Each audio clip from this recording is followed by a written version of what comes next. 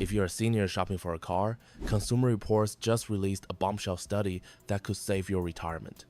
They analyzed over 300,000 vehicles and found 17 cars that are absolutely destroying seniors' finances. These aren't just bad cars. They're the vehicles with the highest ownership costs, worst reliability scores, and most safety complaints from drivers over 60. And the shocking part? Number 5 on this list is advertised specifically as a perfect car for seniors.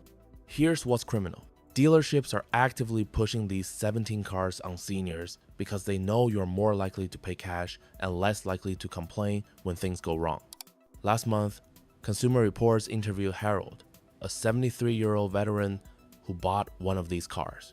His exact words, "This car has cost me more than my grandson's college tuition." These aren't just bad cars for seniors. They're retirement account destroyers disguised as reliable transportation.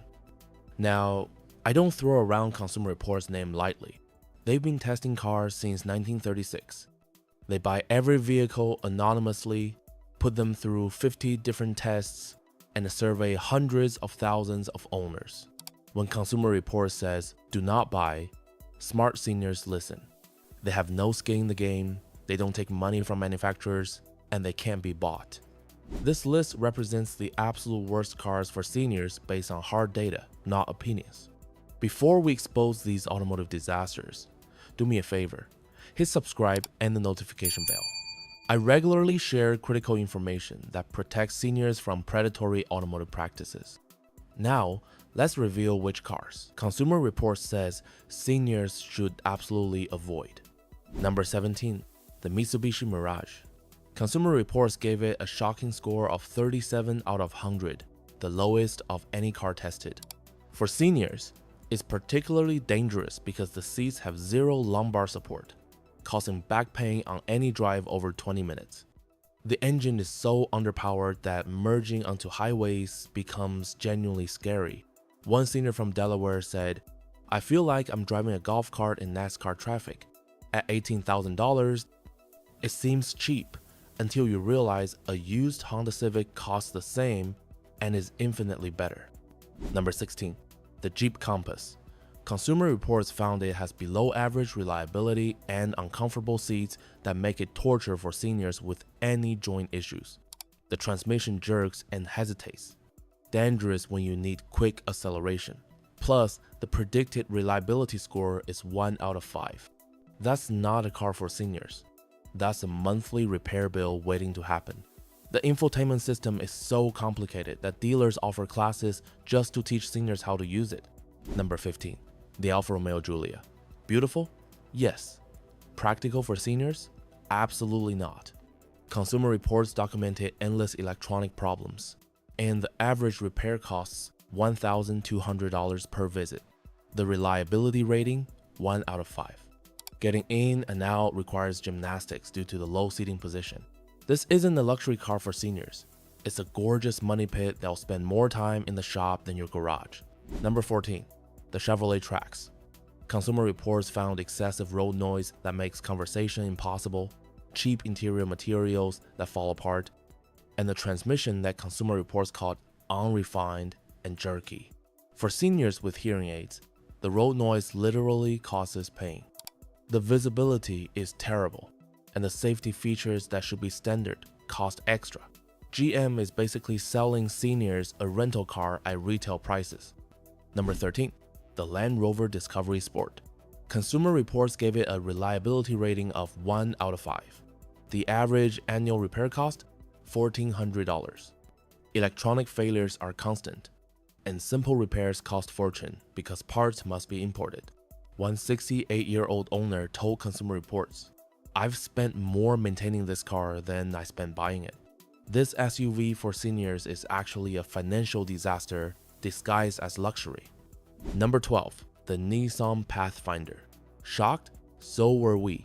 But Consumer Reports found the CVT transmission fails around 60,000 miles, a $4,500 repair. The fuel economy is terrible for its class, and the third row is so cramped that even grandchildren complain.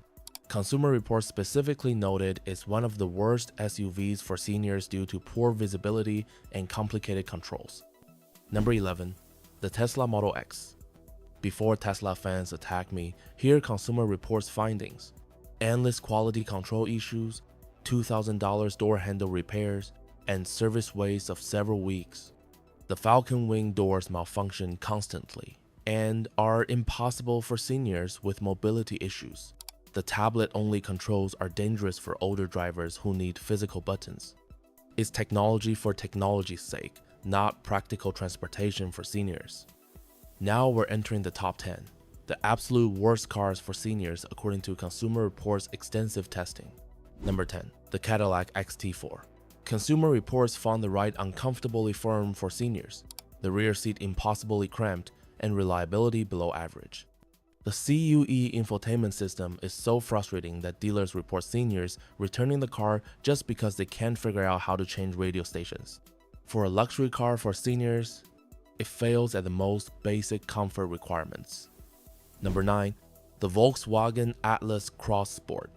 Consumer Reports documented transmission problems, electrical issues, and below average predicted reliability. The fuel economy is abysmal, just 20 mpg combined. For seniors on fixed incomes, filling this tank costs $75 weekly. The third row that VW brags about, Consumer Reports called it unsuitable for humans. Number 8. The Ford EcoSport. Consumer Reports gave it one of their lowest scores ever. The cargo area requires removing the spare tire to fit groceries. The rear doors open sideways, dangerous in parking lots. The engine is loud, slow, and inefficient. Consumer Reports literally said, "We can't think of a single reason to buy this over competitors." Number 7. The Chrysler 300. Once a senior favorite, Consumer Reports now rates its reliability at 1 out of 5. The V6 engine has timing chain issues that cost $3,000 to fix. The infotainment system crashes constantly. And here's the killer. It requires premium gas but gets worse mileage than larger SUVs. This car for seniors has become a reliability nightmare. Number 6. The Range Rover Evoque. Consumer Reports found it has more problems per 100 vehicles than almost any other luxury SUV. The electronics fail, the engine overheats, and simple services cost $500. One senior told Consumer Reports, "My mechanics kids should thank me. I'm funding their college education." Number 5. The Buick Encore GX. This one hurts because Buick markets directly to seniors, but Consumer Reports found the engine underpowered, the transmission jerky, and the ride quality harsh. The rear seat is torture for anyone over 5.8. For a brand that built its reputation on comfort, this is an embarrassment. It's not a car for seniors. It's a car that makes seniors feel every pothole. Number 4. The Mini Cooper Countryman. Consumer Reports documented catastrophic engine failures, $900 oil changes, and electronics that fail randomly. Getting in requires contortion that's painful for seniors with arthritis. The ride is so firm, you'll need a chiropractor after long trips.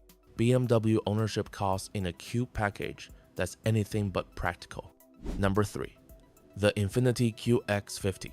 Consumer Reports found the revolutionary variable compression engine is unreliable and expensive to fix. The infotainment system is the worst they've tested. The CVT transmission drones and makes the car feel broken.